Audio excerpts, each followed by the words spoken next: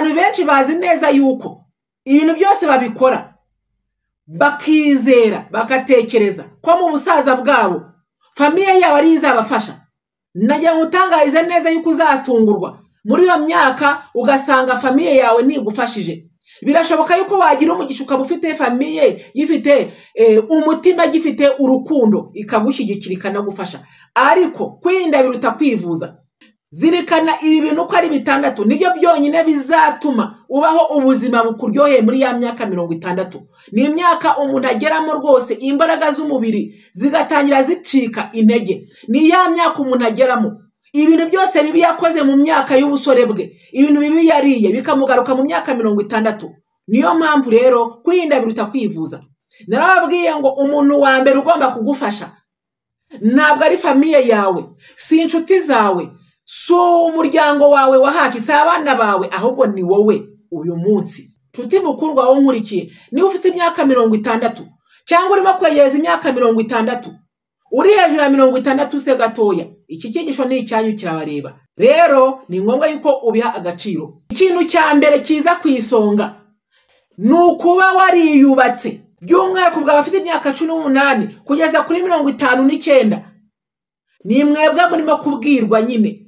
Ugomba kwiyubaka, rwana intambara buri munsi, ugire ibintu wubaka bizagufasha muri iriya myaka 60.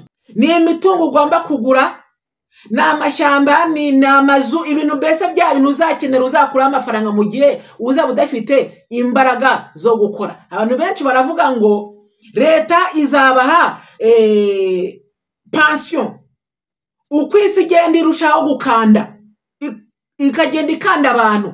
Hari igihe na leta izavaho kavuga ati abantu basigaje pension zabo ntabwo bishoboka, ibyo mwatanze bikaba ari ubufasha muhaye leta, mwabigenza gute ko nawuburana na leta? Ni byiza rero yuko ibintu buri udafite mu ntoki zawe ntukabibare, kubera yuko hari impamvu imwe cyangwa indi yatuma ibyo bintu batabiguha. Ndakubwira ngo rero ikintu cya mbere cyiza ni ukwitegura uyu munsi.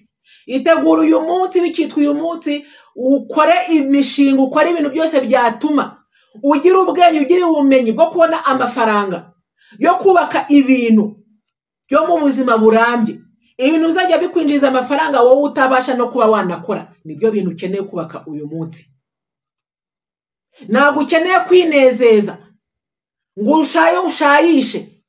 Ntabwo bibujijwe yuko wagusha umutima wawe neza, ibyo ushaka kurya ukabirya, ibyo ushaka kunywa ukabinywa, aho ushaka kujya ukahajya, ariko gira n'ubwenge bwo kuzigamira iminsi mibi